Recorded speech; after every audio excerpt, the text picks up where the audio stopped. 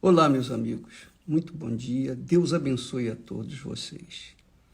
E que o Espírito Santo, o Espírito de Deus, venha conduzir os nossos pensamentos, as nossas ideias, os nossos corações, para que possamos saber tirar o melhor proveito desta terra, desta vida que Ele nos tem concedido. E eu estava pensando sobre o fato de a maioria das pessoas virem na igreja ou buscarem os recursos de Deus, as bênçãos de Deus, para resolver os seus problemas caseiros, seus problemas pessoais, seja saúde, seja econômico, seja familiar, relacionamentos, família, etc. Então, eu estava pensando como é difícil chegar a estas pessoas com o que elas necessitam, o que elas mais precisam. Porque a Bíblia se nos garante as bênçãos. Deus disse para o seu povo: "Ah, se meu povo me escutasse, ele comeria o melhor desta terra." E quer dizer o seguinte: se o povo escutar a voz de Deus, a palavra de Deus, se o povo der ouvidos à palavra de Deus, então Deus garante que este povo lhe daria o melhor desta terra. O povo teria o melhor desta terra. O melhor. Você imagine o melhor desta terra. As melhores iguarias desta terra. Não é? Ora, é o que os ricos têm. Os ricos têm as melhores iguarias desta terra. Contudo, nem todos eles servem a Deus, temem a Deus, mas têm essas coisas, têm as melhores iguarias. Só que eles, com as melhores iguarias, eles têm as maiores depressões, infelicidades, inferno que eles vivem por conta das suas riquezas. Enquanto eles têm a riqueza ou as riquezas deste mundo, o pobre tem a riqueza da fé. A compensação do pobre é a riqueza da fé. E com essa riqueza da fé, o pobre alcança a riqueza de Deus, as riquezas de Deus. Com as riquezas deste mundo, os ricos não alcançam as riquezas dos céus, porque eles estão confiando, eles estão, como é que se chama? Eles estão apoiados, sustentados pela riqueza. Então, quem está se apoiando na riqueza jamais vai confiar em Deus. Porque Deus é invisível, a riqueza é visível, ela é tocável. A pessoa experimenta a riqueza. Mas o que acontece? O pobre não apalpa a riqueza. O pobre fica de longe, vendo os ricos se gabarem, se ostentarem nas suas riquezas. Mas a grande diferença é que os pobres, melhor dizendo, se eles não têm as riquezas desse mundo, eles têm a riqueza da fé. A riqueza da fé dá ao pobre o direito de ter as riquezas de Deus. maiores, infinitamente maiores que a dos ricos. Os ricos só têm dinheiro. Eles são tão pobres que só têm dinheiro. Mas o pobre, que não tem dinheiro, tem a fé. E a fé que eles têm, que o pobre tem, lhe dá acesso ao melhor desta terra. Não uma vidinha mesquinha, medíocre. Não. Deus quer que o seu povo tenha o melhor desta terra. Jesus disse: eu vim para que tenham vida e a tenham com abundância. Mas essa vida abundante não começa do lado de fora. A vida abundante começa dentro do pobre. A vida abundante do rico é do lado de fora. É exterior. Então o rico tem muito dinheiro, mas dentro dele há um vazio desgraçado. Se não fosse isso, se isso não fosse verdade, os ricos não se matariam, não se suicidariam, que é o que mais acontece. O pobre não tem nada, ele não tem nada o que pegar, o que ver, ele conserva dentro de si uma fé simples, como de criança. E é isso, essa fézinha que ela tem, é que lhe dá o direito de tomar posse das riquezas insondáveis de Deus. E justamente é difícil para você. Eu estava pensando, meu Deus, o que o Senhor quer que eu dê para o teu povo? Eu não sei qual é a necessidade maior dele, mas eu sei que ele precisa de ouvir e atender a tua santa palavra. Mas é difícil, porque o pobre fica com o olho grande no rico, ele quer o que o rico tem. Ele deseja o que o rico tem, que é uma coisa até natural, porque ele não tem nada, ele quer o que o outro tem. Mas, se o pobre entendesse a palavra de Deus, e é isso que eu peço que o Espírito Santo faça, que ele venha libertar o entendimento das pessoas que têm estado secado, têm estado cego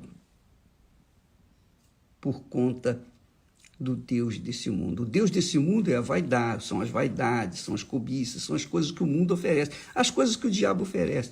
O diabo ofereceu mundos e fundos para Jesus. Então, o diabo sabia que ali estava o Filho de Deus, mas ele tentou pegar Jesus, mas Jesus foi firme. Ele disse, quando o diabo sugeriu Jesus transformar as pedras em pães, o diabo esperou aquele momento que Jesus estava esfomeado. Ele estava morrendo de fome. 40 dias, 40 noites, sem comer nada. Você pode imaginar a fome que ele deveria estar, a debilidade que ele deveria estar vivendo. Então, quando o diabo sugeriu que ele comesse, que transformasse as pedras em pães, Jesus respondeu, olha só, que é o caminho que nós temos que seguir.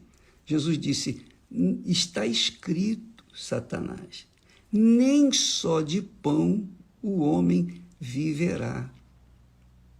Em outras palavras, nem só da riqueza o homem viverá. Nem só de toda ostentação o homem viverá. Mas de toda a palavra de Deus. Quer dizer, a vida, a essência da vida, a plenitude da vida, a abundância de vida que Jesus promete, começa com a palavra, em ouvir e obedecer a palavra. Só isso. É isso aí. Agora, é difícil a pessoa que está com fome, você chegar para ela e você, olha, preste atenção, creia na palavra de Deus, obedeça que Deus vai lhe suprir todas as necessidades. Ela disse, é verdade, eu sei, mas primeiro eu quero pão, eu quero comer. Mas Jesus, Jesus disse, nem só de pão o homem viverá. Então, o pão que desceu do céu, que é Jesus, que é a palavra encarnada, que é o Espírito de Deus, é o que dá vida às pessoas. Então, quando você for na igreja hoje, não vá pensando em receber isso, aquilo outro. Vá em busca do pão que desceu do céu, a palavra de Deus. Oh, meu Deus, dá-me entendimento da tua palavra. Eu sou pobre e necessitado, porém eu confio na tua palavra. Dá-me essa palavra, dá uma palavra que venha me fortalecer o meu espírito, fortalecer a minha alma, libertar o meu entendimento, para que eu possa então ter acesso às tuas riquezas. Então, minha amiga e meu amigo, lembra que Jesus disse, buscai primeiro o reino de Deus. Buscar primeiro o reino de Deus é buscar o Espírito Santo, que, uma vez dentro de você, vai guiá-lo de acordo com a santa vontade de Deus. E aí, sim, quando você recebe o Espírito de Deus, você toma posse do tesouro.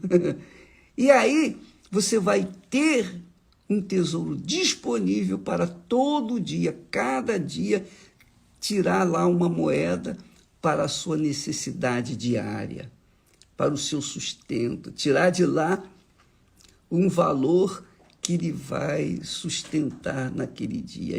E aí Jesus conclui dizendo, olha, buscai primeiro o reino de Deus e todas estas coisas vos serão acrescentadas. Quais são as suas necessidades? Quais são os seus problemas? Quais são as coisas que você mais necessita? Tudo isso vai ser acrescentado. E Jesus, então, deu até um exemplo, os passarinhos. Você vê os passarinhos, os animais, eles não plantam, não semeiam, não fazem nada, mas Deus não deixa faltar nada. Deus não deixa faltar nada. Olha só que bacana. Então, é a mesma coisa. Quando a pessoa crê na palavra de Deus, ela se torna rica, porque a palavra de Deus traz para ela, traz à existência o que não existe, como foi que aconteceu na criação do mundo, quando Deus, com a palavra, criou todas as coisas. Ora, você imagina, se com a palavra de Deus, o mundo que a gente vê, que a gente pega, que a gente toca, enfim, que a gente contempla, foi criado, imagine o que Deus não vai criar através da palavra dele dentro de você. Nada será impossível para você. Mas, primeiro, a palavra. Primeiro, o reino do Espírito Santo. Ontem nós falamos sobre a mente de Cristo, né? Que a Bíblia fala, o apóstolo Paulo diz que nós temos a mente de Cristo. Nós temos a mente de Cristo. No versículo 12 de Romanos, capítulo de Coríntios, 1 Coríntios, capítulo 2, ele diz assim, nós não recebemos o espírito do mundo. O espírito do mundo cobiça as coisas do mundo. Nós não recebemos o espírito do mundo, mas o Espírito que provém de Deus, o Espírito Santo, para que o Espírito Santo pudesse nos dar a conhecer as bênçãos de Deus, para que o Espírito Santo venha abrir o entendimento e possamos contemplar as maravilhas de Deus. Por isso que Paulo fala enfaticamente que o Espírito Santo é quem ensina.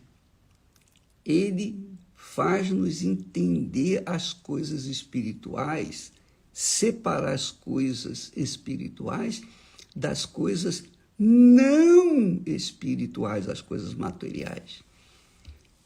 Quando você tem o Espírito Santo, você tem entendimento, compreensão. Você sabe como resolver os problemas. Você sabe que os problemas vêm e os problemas vão. E você tem discernimento para saber esperar o momento certo de todas as coisas. Essa direção é o Espírito Santo que dá, é o Espírito de Deus, é o Espírito que guiou Jesus. É o Espírito Santo, o próprio Espírito Santo levou Jesus ao deserto para ser tentado. Mas lá no deserto, o Espírito Santo o sustentou e ele foi forte, resistiu a todas as ofertas que Satanás lhe ofereceu. Amiga, quando você, meu caro amigo, tem o Espírito Santo, você tem a visão de Deus, você tem a visão da fé inteligente. Você não é como criança imaturo, que toma decisões precipitadas, porque você sabe, você tem o discernimento, o Espírito Santo dá a direção, a voz dele é audível na nossa consciência. E nós sabemos o que devemos fazer e sabemos o que não devemos fazer. Então ele se torna o nosso guia pessoal, ele guia você, ele guia a mim, ele guia todos os que o têm. Mas primeiro você tem que priorizar o recebimento do Espírito Santo. Você tem que priorizar. Eu sei que você tem problema familiar, problema econômico, problema talvez de saúde, qualquer que seja o seu problema. Primeiro, busque o Espírito Santo. E com ele, você vai ser levado aos pastos verdejantes. Tá bom?